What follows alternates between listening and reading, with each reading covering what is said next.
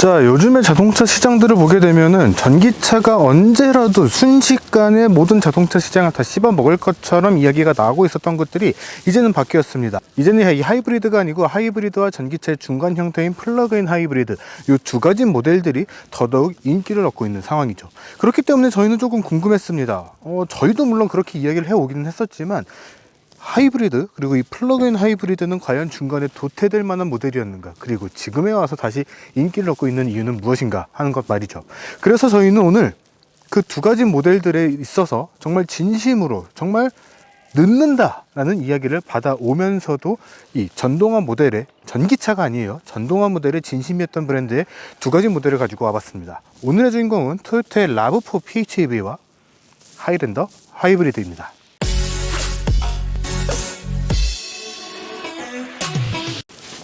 자, 안녕하세요. 카메고진 최정필 기자입니다. 방금 말씀드린 것처럼 오늘의 주인공은 토요타의 RAV4 PHEV와 하이랜더 하이브리드입니다. 사실 RAV4와 하이랜더 두 가지 모델 모두 지금 토요타가 판매를 하고 있는 아주 대표적인 SUV 모델 중에 하나입니다. 그런데 토요타 그리고 렉서스 이 두 가지 브랜드가 어떻게 판매를 해왔는가를 쭉 살펴보게 되면은 굉장히 오래전부터 하이브리드 모델로 판매를 해왔어요. 메인스트림이 하이브리드였거든요. 전체 판매 비중을 봤을 때 90% 이상이 하이브리드 모델만 판매가 되고 있다라고 해도 좋을 만큼 굉장히 전동화 모델의 진심인 그런 브랜드였습니다. 그러다 보니까 그동안에는 여러 자동차 업계에 있어서 쟤네는 왜 전기차를 안 하냐라는 오해도 굉장히 많이 받아왔어요. 사실 이거는 일본 브랜드의 특징 중에 하나이기도 하지만 어떤 거 하나에 있어서 새로운 것을 도전하는데 굉장히 좀 미적지근해 보이게 만드는, 하지만 그동안에 지금까지 하고 있었던 것들에 대해서는 거의 끝까지 변태처럼 파고드는 그런 모습들이 있었기 때문에 가능했던 움직임이었거든요. 당시에는 조금 느리다라는 이야기가 있었기는 했지만 지금에 와서 보면은 결과론 쪽이긴 합니다. 지금에 와서는 이 브랜드가 해왔던 움직임들이 가장 정확한 움직임이 됐습니다. 그렇기 때문에 오늘은 이 토요타의 두 가지 SUV 모델들을 살펴보면서 과연 하이브리드와 플러그인 하이브리드는 앞으로도 성공적으로 나아갈 수 있을지를 알아보려고 합니다. 자, 오늘의 주인공 중에서 RAV4 PHEV를 먼저 살펴보도록 하겠습니다. 이 RAV4 PHEV는 지금은 5.5세대 모델이에요. 처음에 국내 출시가 됐을 때는 내연기관 모델과 하이브리드 두 가지 파워트레인을 제공을 했었는데 지금은 내연기관 모델은 단종을 시켰습니다. 하이브리드하고 오늘 가지고 나온 이 플러그인 하이브리드 모델이 같이 판매가 되고 있어요. 그렇기 때문에 저는 오늘 이 컨텐츠를 기획을 하면서 플러그인 하이브리드면은 당연히 이거를 가져와야지 라는 생각을 했습니다. 물론 다른 브랜드들도 마일드 하이브리드라든가 내연기관이라든가 이것처럼 PHEV라든가 다양한 파워트레인을 가지고 있는 모델들이 있기는 해요. 하지만 내연기관 모델도 국내에서 판매를 했었고 하이브리드, 풀 하이브리드라고 이야기를 하죠. 풀 하이브리드도 국내 판매를 하고 있고 PHEV도 지금 판매를 하고 있는 모델, 이 세 가지를 다 충족을 하는 모델은 이 모델밖에 없더라고요. 그렇기 때문에 이 차를 가지고 나왔습니다. 이 차와 같이 가지고 나온, 조금 이따가 보여드리게 될 하이랜더 같은 경우에도 하이브리드 파워트레인을 장착을 하고 있지만 이 RAV4하고 비슷한 컨셉트를 가지고 가고 있고, 그러면서도 훨씬 더 큰 차체 크기와 공간에 대한 활용성을 갖고 있기 때문에 전동화라는 시점에서 전기차가 조금씩 더 뒤로 미뤄져 가고 있는 현실적인 상황 속에서 이 두 개의 비교가 굉장히 재밌을 거라고 생각을 했기 때문이에요. 이런 것들은 조금 뒤에 나중에 다시 이야기를 해보도록 하고, 겉에 외관 디자인을 보면은 굉장히 우락부락하고 멋있습니다. 굉장히 각지고 터프해요. 사실은 이런 전동화 파워트레인이 적용된 모델들이 초창기에 했던 이야기가 있습니다. 친환경, 연비, 효율, 그런 것들 때문에 약간의 좀 시장에서의 오해가 있었어요. 어떤 오해였냐면은 잘 못 달릴 거야, 산을 가? 겉에가 SUV 형태면 뭐해, 산을 못 갈걸? 이런 이야기들이었거든요. 사실 이 RAV4는요 그런 것들을 굉장히 다 잘할 수 있는 모델입니다. 오히려 이 PHEV 모델이 훨씬 더 강력한 성능을 발휘를 해서 그런 것들을 더 잘 갈 수 있는 모습들을 보여주고 있기도 하죠. 사실 이런 다양한 파워트레인을 탑재를 하고 이런 멋진 모습을 보여줄 수 있었던 데에는 TNGA 플랫폼이라고 하는 토요타의 글로벌 아키텍처가 자리를 하고 있었기 때문입니다. 그런 것들을 사용을 하면서 훨씬 더 여러 가지 파워트레인에 유연하게 대응을 할 수가 있는 그런 모습들을 갖춰놨고요. 그 결과물이 이 RAV4라고 이야기를 할 수가 있는 거죠. 거기에다가 이 멋진 디자인 같은 경우에는 두 개의 팔각형을 크로스해서 배치를 한 듯한 디자인, 크로스 옥타곤이라고 하는 디자인을 컨셉트로 해서 디자인을 만들어 둔 겁니다. 사실 아까 이야기를 한 것처럼 굉장히 심심하고 효율에만 치중을 했기 때문에 재미가 없을 것이다 라는 이미지들을 완전히 깨기 위해서 굉장히 터프한 디자인을 만들어 놨다 라고 이야기를 할 수가 있는 거죠. 자, 앞쪽에서 말씀을 드린 것처럼 이 라브4는 크로스 옥타곤이라는 디자인 컨셉트가 적용이 되어 있습니다. 그렇기 때문에 이 앞쪽 같은 경우에는 상당히 낮은 편에 해당을 해요. 그러면서도 옆으로 쭉 넓게 펼쳐져 있는 풍부한 면적을 자랑을 합니다. 그런데 이런 것들이 딱 요 사람이 타게 되는 캐빈 공간에 들어가면서부터는 직각으로 서게 됩니다. 그렇게 되면서 위아래로 풍부한 면적을 차지를 하는 그런 모습들로 바뀌게 돼요. 그렇기 때문에 앞쪽 같은 경우에도 굉장히 스포티한 느낌이 들면서도 뭔가 웅장하다라는 느낌들을 받게 되는데, 뒤쪽으로 가면 갈수록 그런 부피감, 단단함, 그런 것들이 더더욱 강조되는 굉장히 오묘한 느낌들을 받을 수가 있습니다. PHEV 모델이기 때문에 6.6kW의 출력으로 충전할 수가 있는 완속 충전 포트가 같이 자리를 하고 있습니다. 반대쪽에는 주유구가 자리를 하게 되고, 이 두 가지를 이용을 해서 필요할 때는 전기 모터로만, 혹은 또 필요할 때는 두 가지를 같이, 이런 배터리가 없을 때는 기름으로만 어떤 환경에서도 부담 없이 주행을 할 수가 있는 그런 파워트레인의 구성을 갖춰 놓고 있죠. 그리고 저희가 조금 이따가 보여드리겠지만, 저희가 성인 남자 3명이 같이 왔잖아요. 그러다 보니까 짐이 상당히 많아요. 성인 남성 3명의 짐을 모두 싣고도 넉넉한 트렁크 공간, 그리고 전혀 포기할 필요가 없는 캐빈 공간, 거기에다가 상당히 무거운 상태에서도 잘 나가는 그런 퍼포먼스, 그런 것들까지 모두 갖추고 있는 게 이 라브4 PHEV 모델이라고 이야기를 할 수가 있을 것 같아요. 자, 라브4는 그랬고, 하이랜더는 어떨까요? 하이랜더는 사실 지난해 7월 달에 국내에 처음으로 출시가 됐습니다. 조금 더 빨리 출시가 됐으면 어땠을까라고 하는 아쉬움이 조금씩 남아 있기는 했지만, 이 차가 출시된 다음에 야, 역시 하이랜더가 좋은 차는 맞았구나 라는 이야기들이 굉장히 많이 나오게 됐습니다. 그동안에 국내에서는 팰리세이드 혹은 익스플로러와 같이 몇몇 모델들이 대형 SUV에 있어서 약간 좀 시그니처와 같은, 터줏대감 같은 역할들을 해왔거든요. 그런데 그런 모델들을 위협할 수 있는, 충분히 위협할 수 있는 그런 강력한 경쟁자가 나타났다라고 볼 수 있었기 때문입니다. 특히 국내에 출시된 그런 준대형의 SUV들을 보게 되면 하이브리드 파워트레인이 들어간 모델이 별로 없어요. 그런 시장에 2.5L 하이브리드 파워트레인이 탑재가 된 7인승 SUV가 등장을 하니까 관심이 갈 수밖에 없는 거죠. 이 하이랜더의 디자인은 라브4하고는 조금 결이 다릅니다. 하이랜더 같은 경우에는 하단부는 뒤쪽으로 쭉 빠르게 스쳐 지나가는 그런 이미지를 갖고 있지만, 상단부는 또 오히려 앞으로 향해 나아가는 그런 모습들을 갖고 있어요. 이게 왜 재밌냐면은 덩치가 상당히 큽니다. 7인승 SUV니까 클 수밖에 없어요. 이 커다란 덩치가 조금 더 날렵해 보일 수 있도록 하단부는 나아가는 이미지, 상단부는 안에 타고 있는 사람들이 앞쪽을 딱 집중해서 보면서 나아가는 그런 이미지들을 갖춰놨기 때문입니다. 그렇기 때문에 라브4하고 이 하이랜더하고 두 대를 동시에 두고 보면은, 처음에도 보여드렸죠, 이 이미지가 상당히 달라요. 세대 차이에 따른 디자인의 차이 나는 것뿐만 아니라 전체적인 인상, 이 차가 가지고 있는 캐릭터에 따라서 이런 디자인에 대한 차이도 느껴진다라고 보시면 될 것 같습니다. 이 차 역시 TNGA 플랫폼을 사용을 하고 있습니다. TNGA-K라고 하는 플랫폼을 사용을 하고 있는데, 이 플랫폼이 토요타에게 얼마나 마법 같은 존재인가를 다시 한번 확인할 수 있는 그런 존재가 되지 않을까 싶어요. 7인승 SUV이기는 하지만, 7인승의 하이브리드 파워트레인 탑재된 SUV이긴 하지만, 전체적인 인상은 둔하다라는 것들보다는 약간 좀 날렵한데 조금 긴감은 있어요. 하지만 생각 이상으로 좀 날렵한 이미지를 갖고 있는데 라는 생각들을 받게 되실 것이다 라고 생각이 듭니다. 비슷한 모델들을 비교를 해보시면은 더더욱 그런 느낌들이 들지 않을까, 이렇게 생각이 되거든요. 물론 에스컬레이드 같은 모델들은 너무 큽니다. 완전히 커요. 왕큽니다 진짜. 말라미트가 생각이 날 정도로 왕큰 그런 모델이라고 한다면은, 요 하이랜더하고 경쟁을 할 만한 모델들, 이런 모델들과 비교를 해본다면은 이 차가 얼마나 부드럽고 세련됐으면 날렵한 인상을 갖고 있는지를 확실하게 느낄 수 있을 것 같다는 거죠. 자, 옆모습과 뒷모습을 보면은 그런 비교가 더 명확하게 될 것이다 라고 생각이 됩니다. 특히 요 뒤쪽 부분, 요 팬더 부분들을 보게 된다면은 굉장히 울룩불룩 우락부락한 그런 이미지들이 잘 갖춰져 있어요. 경쟁 모델들하고는 조금 결이 확실히 다르죠. 팰리세이드나 익스플로러 같은 경우에는 약간 좀 각져 있는 그런 디자인을 가져가고 있습니다. 그런 차들과 비교를 하면은 확실히 세련되고 동글동글한, 하지만 그렇다고 해서 이 차가 막 여리여리 해가지고서 불안하다라던가 그런 이미지라는 뜻은 아닙니다. 다만 굉장히 부드러우면서도 세련된, 잘 나갈 수 있을 것 같은 그런 형태를 갖고 있는 게 이 하이랜더라고 이야기를 할 수가 있는 거죠. 그렇기 때문에 뒷모습 같은 경우에도 굉장히 세련된 형태가 적용이 되어 있습니다. 뒤쪽 같은 경우에도 크게 부담스럽지 않아요. 그러면서도 굉장히 날렵한, 어떻게 보면 렉서스를 조금씩 연상을 시키기도 하는 그런 형태의 디자인이 적용이 되어 있어서 굉장히 풍부한 볼륨감을 자랑을 하고 있습니다.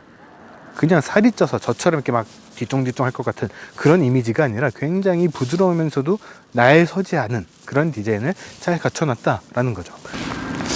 공간에 대한 활용성도 굉장히 뛰어납니다. 라브4 같은 경우에도 충분히 모든 짐들을 다 싣고 움직일 수 있는 그런 모습들을 보여줬었지만, 이 하이랜더 같은 경우에는 물론 3열을 접었냐 혹은 펼쳤냐에 따라서 조금씩 차이가 있기는 해요. 하지만 3열을 접었을 때는 똑같은 짐입니다. 똑같은 짐을 지금 이 하이랜더로 다 옮겨둔 거거든요. 굉장히 넉넉한 공간들을 확인을 할 수가 있습니다. 이렇게 싣고도, 이렇게 실은 상태에서 성인 남성 3명이 타고서도 평균적인 연비가 20km 이상이 나왔다라고 할 정도로 넉넉한 수납 공간과 거기에 더한 연비, 뛰어난 연비를 동시에 만족시킬 수 있는 그런 모델이 이 하이랜더라고 이야기를 할 수가 있는 겁니다. 물론 3열을 펼쳤을 때도 이거를 다 실을 수는 있어요. 하지만 조금 더 극단적으로 보여드리기 위해서 2열까지만 펼쳐둔 거고 3열은 접어둔 상태인데, 위쪽의 공간, 운전자가 봤을 때 뒤쪽에 시야를 확보할 수 있는 공간 충분히 만들어주면서도, 물론 라브4 때도 동일하게 보였습니다. 하지만 충분히 보여주면서도 답답하지 않은 그런 수납 공간에 대한 활용성이 가능한 모델이 이 하이랜더다 라고 이야기를 할 수가 있는 겁니다.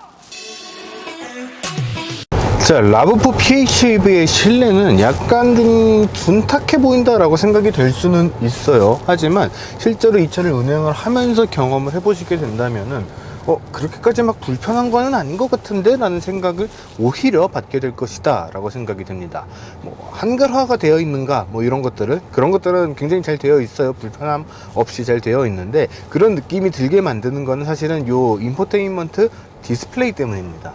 8인치라고 하는, 요즘에는 13인치, 15인치에 달하는 그런 상당히 커다란 사이즈의 이 인포테인먼트 디스플레이가 장착이 되고 있는데, 그런 것들과 비교를 하면 조금 작은 사이즈라고는 이야기를 할 수는 있을 것 같아요. 하지만 실제로 주행을 할 때 혹은 다른 수입차 모델들을 운전을 할 때 이렇게 보게 된다면은 내비게이션이 아예 장착이 안 되어 있는 모델들도 종종 있습니다. 물론 스마트폰 미러링, 안드로이드 오토라든가 카플레이와 같은 것들을 사용을 해서 볼 수도 있기는 하지만, 그런 것들도 적용을 하지 않고 그냥 스마트폰을 거치를 해서 스마트폰 화면으로 봐야 되는 경우들도 있거든요. 그런 경우들과 비교를 해서 본다면은 그렇게까지 불편한 요소는 아닐 것이다 라고 생각이 됩니다. 거기에다가 LG U 플러스하고 함께 개발을 한 토요타 커넥트라고 하는 시스템도 같이 적용이 되어 있기 때문에 음성 인식으로 차에 대한 뭔가 편의 기능들을 조작을 하는 것들, 그런 것들도 부담 없이 쓸 수 있는 그런 구성들을 갖고 있어요. 거기에다가 실제로 사용을 하게 되는 요소들을 보게 되면은 상당히 큼직큼직하게 잘 배치가 되어 있습니다. 드라이브 모드를 바꾸는 것들, 특히 이 차 같은 경우에는 플러그인 하이브리드 모델이기 때문에 EV 모드, 하이브리드 모드, 그리고 강제 충전 모드, 차지 모드에 이르기까지 굉장히 다양한 모드들을 제공을 하고 있거든요.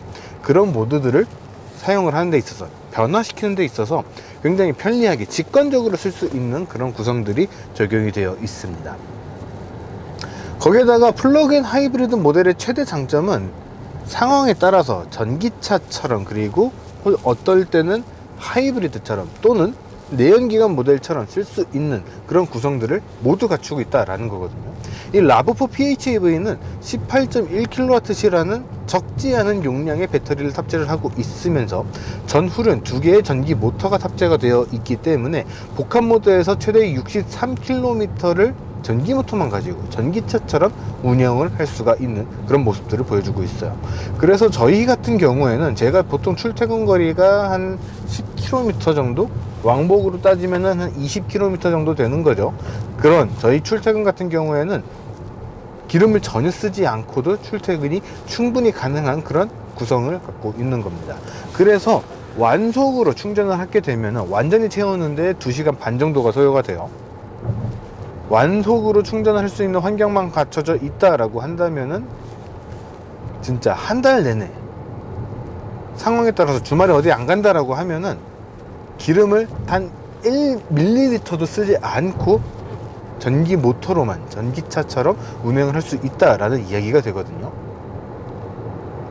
그렇게 따져본다면은 이 차의 가격, 그리고 이 차가 보여주는 성능, 그리고 출력, 이런 것들이 굉장히 좀 여유가 많이 넘치는데 라는 생각들을 하시게 될 수 있을 것 같습니다.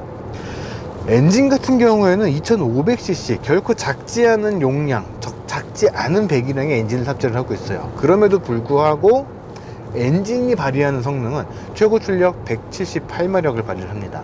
저희도 종종 이야기를 하지만 이 배기량 대비 상당히 낮은 이 최고 출력이거든요. 상대적이긴 하지만 대배기량의 저마력 엔진, 이 엔진이 주는 이 풍부함은 뭐라고 말하기가 힘들어요. 그냥 숫자만 보고서, 최고 출력만 보고서 되게 재미없게 달릴 것 같은데 라고 생각을 하셨다면은, 그렇게 생각을 하신다면은 아니에요. 이 차는 굉장히 넉넉한 힘을 보여주고 있고, 그런 것들을 엔진만 작동을 할 때도 충분히 느낄 수 있도록 해준 그런 모습들을 갖고 있습니다. 거기에다가 이 플러그인 하이브리드 모델은 전후륜 다 전기 모터가 탑재가 되어 있거든요. 요것들을 다 합쳐서 합산 총 출력 306마력이라고 하는, 요즘에 많은 차들이 다 상향 평준화가 된 성능들을 보여주고 있기 때문에 그렇게 티가 안 날 수도 있기는 하지만 사실은 꽤 강력한 수치입니다. 합산 총 출력 306마력이라는 성능을 이용을 해서 펀치감, 가속력, 이런 것들도 부족함 없이 충분히 느낄 수 있도록 되어 있어요. 거기에다가 이 전후륜에 탑재되어 있는 이 듀얼 모터가 E4 시스템이라고 하는 토요타만의 요 전기 모터 하이브리드 사륜구동 시스템이거든요. 요 E4 시스템으로 구동이 되고 있기 때문에 상황에 따라서 전기 모터가 발휘되는 개입되는 요 정도를 최대 전륜 20%, 후륜 80%까지 분별을 할 수가 있습니다. 이런 것들을 이용을 해서 상황에 맞춰서 그때그때 최적의 접지력을 확보할 수가 있는 그런 구성들도 같이 보여주고 있어요. 그렇기 때문에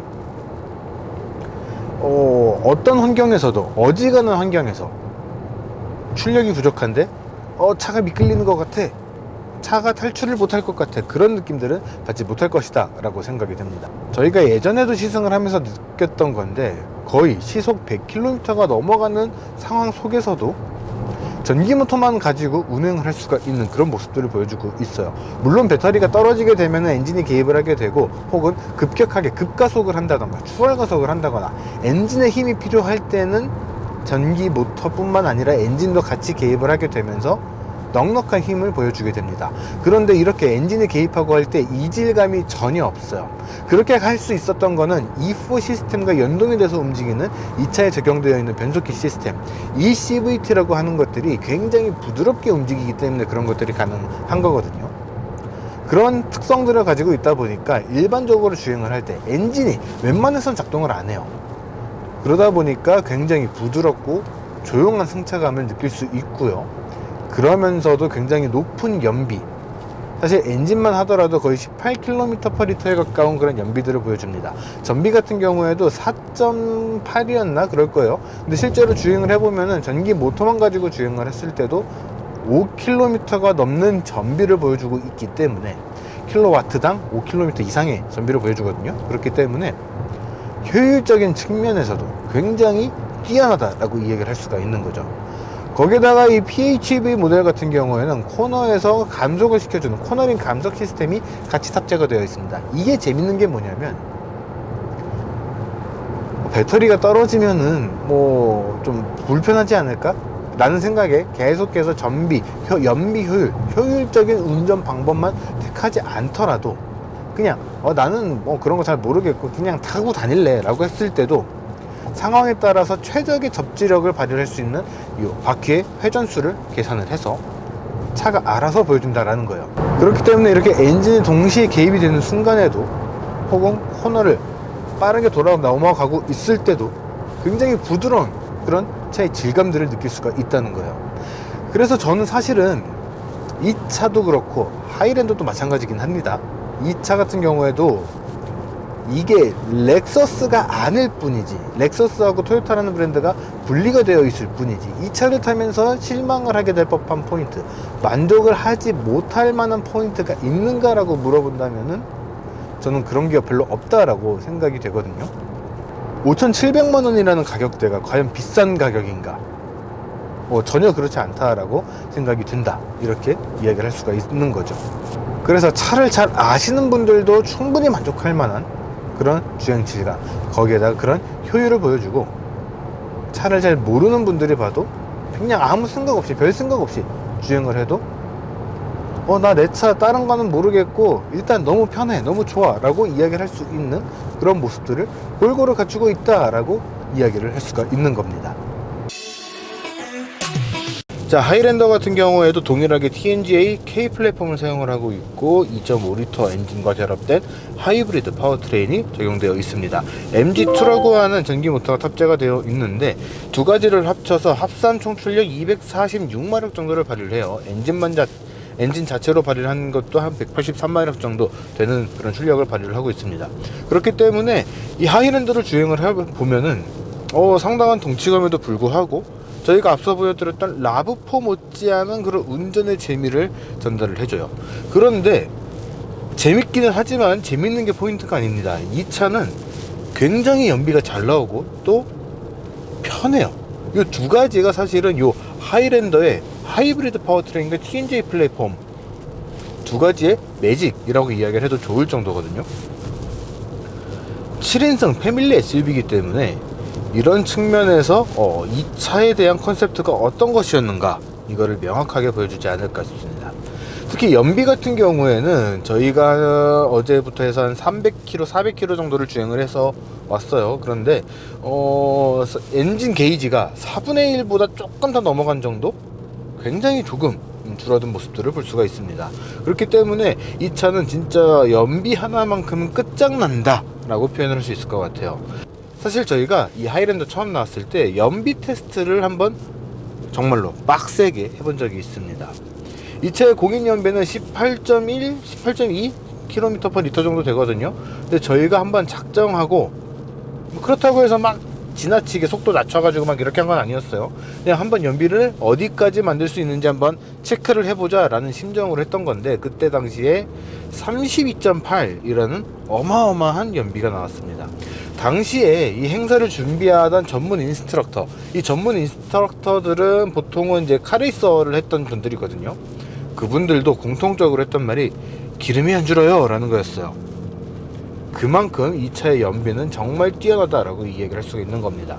그리고 편안하다라고 말씀을 드렸잖아요. 이 편안함의 비결은 피치 바디 컨트롤이라는 기능입니다. 우리가 뭔가를 따로 설정을 할 필요는 없어요. 수시로 바닥에 있는 노면의 상태를 분석을 하고 판단을 해서 계속해서 댐핑을 컨트롤 해주는 그런 기능들이 들어가 있습니다. 물론 이런 식으로 댐핑 컨트롤 해준다라고 하는 차들은 꽤 많이 있어요. 그런데 그렇게 적용이 되어 있다라고 이야기를 하는 차들과 비교를 해서 보더라도 이 차의 편안함은 약간 좀 차원을 넘는 수준이라고 해도 좋을 정도로 어마어마한 그런 승차감, 그런 편안함을 선사를 해줍니다. 그렇기 때문에 특히나 7인승 가족을 위한 대형 패밀리 세단 혹은 패밀리 SUV 이런 것들을 원하시는 분들에게는 이 차를 꼭 한번 경험을 해봐라 라고 말씀을 드리고 싶어요. 거기다가 실내 구성 같은 경우에도 쓰기에 굉장히 편안한 구성으로 되어 있습니다. 물론 저희가 라브4를 이야기를 하면서 화면이 조금 작아도 요즘엔 뭐 스마트폰으로도 보고 다니는데 뭐 문제냐 라고 말씀을 드렸는데, 이거는 확실히 큰 거는 좋긴 좋구나 라는 이 반대되는 의견들을 동시에 선사를 해줍니다. 화면에 꽉 차는 이 애플 카플레이, 거기에다가 물리 버튼으로 남아있는 요 버튼들, 공조와 관련된 버튼들, 여러가지 주행 모드를 손쉽게 바꿀 수 있는 이런 버튼들까지 굉장히 직관적으로 쓸 수 있는 그런 위치에 자리를 하고 있기 때문에 이 차를 처음 운전해보는 분들이라고 하더라도 크게 불편함은 없을 거예요. 그런 정도로 버튼의 구성이라든가 배치라든가 이런 것들 하나하나가 다 굉장히 편안하다라고 이야기를 할 수가 있는 겁니다. 스마트폰 충전 패드도 그렇고 이 아래쪽에도 저 추가적인 수납 공간들이 있거든요. 이런 것들에 대한 배치를 보더라도 어느 것 하나하나가 다 불편함 없이 편안하게 쓸 수 있는 구성으로 되어 있다라는 것들을 알 수가 있는 거죠. 자, 사실 가족을 위한 차다라고 이야기를 할 때 많이 언급이 되는 게 사실은 카니발입니다. 그리고 카니발과 함께 나온 스타리아가 있죠. 두 모델이 모두 하이브리드가 추가가 됐습니다. 그러면서 시장에서 약간 좀 경쟁자들을 다 눌러버리겠다라는 스탠스를 취한 거 아니냐라는 이야기가 나왔었는데, 그럼에도 불구하고 미니밴은 약간 좀 부담스러워. 어쩔 수 없이 미니밴이 조금 더 길고 주행할 때 이 느낌들이 좀 많이 달라요. 오죽하면은 어떤 미니밴들은 주행을 할 때 미니밴이지만 SUV 같은 느낌이 납니다 라고 이야기를 할 때도 있거든요. 그런 정도로 미니밴과 SUV의 주행에서의 차이가 분명하게 나게 되는데, 그렇게 말씀을 하셨던 분들 미니밴 좀 그래요. 좀 길어서 운전하기도 불편하고 특히 주차할 때 좀 힘들어요 라고 하시는 분들이 계실 수 있는데, 그런 분들에게 이 하이랜더를 보여드리면은 미니밴스러우면서도 확실하게 SUV네, 공간 활용성 굉장히 좋은데 연비도 엄청나네 라는 그런 생각들 충분히 하실 수 있는 모델이 이 하이랜더라고 생각이 듭니다. 그렇기 때문에 좀 편안하면서도 연비도 훌륭한 그런 SUV를 찾고 싶어 라고 하신다면은 이 하이랜더 하이브리드를, 그러면서도 재미도 놓치고 싶지 않아 라고 하시는 분들은 라브4 PHEV를 한번 검토를 해 보셨으면 좋겠습니다. 그렇게 고민을 해 보신다면은 크게 불편함 없이 혹은 실망 없이 차를 선택할 수 있지 않을까, 그렇게 생각이 되네요. 자, 지금까지 토요타의 라브4 PHEV 그리고 하이랜더 하이브리드 두 가지 모델을 시승을 해봤습니다. 사실 국내에서는 플러그인 하이브리드 모델이 조금 쉽지 않은 시장이었어요. 현대차 같은 경우에도 국내에서 플러그인 하이브리드 모델을 출시를 안 한 지가 꽤 됐습니다. 그럼에도 불구하고 수입 브랜드들, 물론 한국만을 위한 모델을 만들기가 조금 쉽지 않은 그런 시장 환경이긴 했지만 수입 브랜드들을 위주로 해서 플러그인 하이브리드가 꾸준하게 국내 시장에 소개가 되어 왔어요. 하이브리드 모델 같은 경우에는 현대차가 지금 가장 열심히 팔고 있는 모델들입니다. 토요타를 가지고 오고 왜 현대차 이야기를 하느냐라고 하실 수도 있는데, 사실 하이브리드의 역사를 쭉 따라서 내려가 보면은 토요타를 빼놓고 이야기를 할 수가 없습니다. 근대의 한국 자동차 시장을 봤을 때 현대기아가 굉장히 많이 판매를 하고 있는 것인데, 전체적인 자동차의 쭉 역사를 다 살펴봤을 때는 토요타가 가장 적합한 활동을 해왔다라고 이야기를 할 수가 있는 겁니다.